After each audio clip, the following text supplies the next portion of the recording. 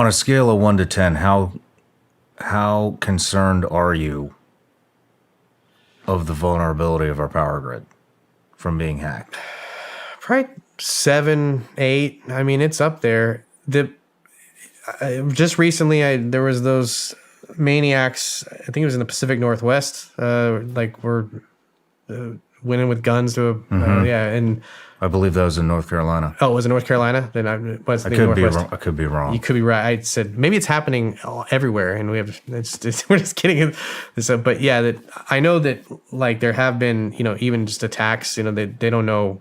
I don't even know if the nature of what they are, if they're just kind of domestic terrorist cells or whatever. But that from a lot of these systems, like part of it, we had this legendary attack against Iranian's nuclear weapons program called Stuxnet. I don't know if you're familiar with that, but that it was a joint Israeli-U.S. operation, and we were able to get malware in their enrichment plants that it set their nuclear program back a number of years because it basically made the centrifuge spin faster. So I don't remember the particulars of it, but it was a very benign, small change. And these systems, they weren't connected to the internet in any way. They're air gapped. And so they had to infiltrate, get somebody to actually install this stuff on. But in order to build something like that, you need to kind of be able to emulate that environment or build a replica. So the way that attack could be orchestrated, like it's not something that a teenager could probably do in their basement because they just wouldn't have access to the parts of that system in order to figure out how to break it. And so I think that is somewhat, I said, the advantage of the security through obscurity type thing is that these systems themselves, it's not like you can buy a cheap, that some just kid can go off the shelf and buy a system that is going to be employed or would be employed in the power grid or the water treatment or anything like that. But it's not above a state level actor, to afford these things. I mean, that's just it's a rounding error in a budget somewhere.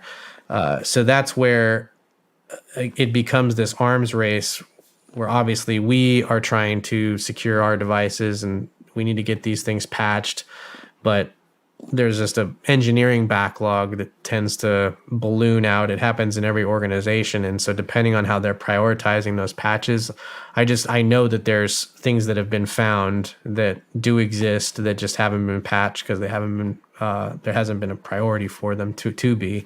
But again, this happens all throughout the software ecosystem and hardware ecosystem. It's just in these critical systems, there's a whole likelihood of risk.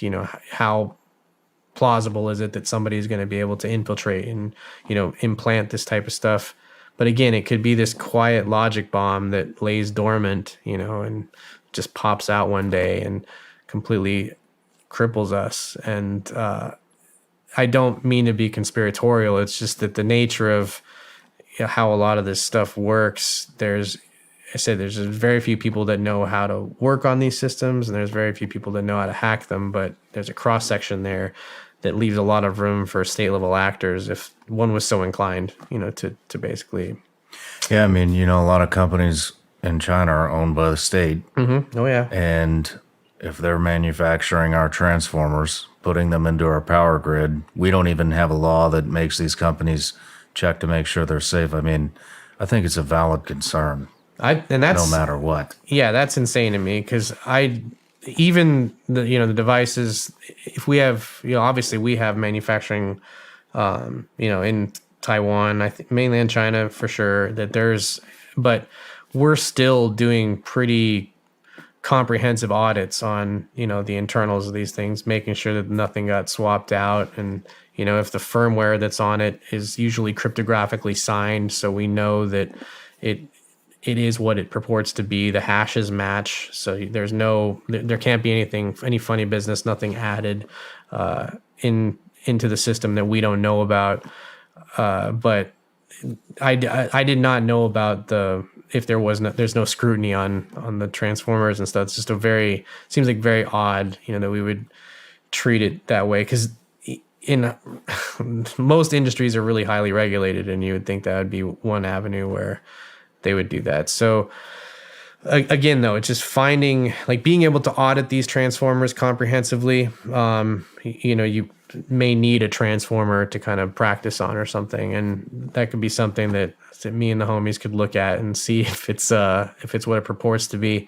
As I said, my only real comfort or security in the situation is, China is not necessarily a adversary, like, in a lot of ways. Like I said, we're not at war with them. Like, there may be some shadow proxy war, and obviously there's a lot of designs that they will, we've discovered that time and time again. I think statecraft in general, like, you're going to have these copycats that come out, and the cheap Chinese version's a little bit of a trope, but we are giant trade partners with them. So the moment that balance shifts is the moment I see, like, maybe there's going to be a lot more that we need to worry about as far as that, the build time, supply chain stuff comes in. But it does surprise me that there's no scrutiny over whether or not a transformer has all the Surprised me too. Yeah. You're concerned about our water treatment plants as well. Oh yeah. Like, anything that you could, I'm just trying to think of, like, what is, the creature comforts of the average American. And I think running clean water is something that a lot of us take for granted. If, the Flint, Michigan thing, just kind of showed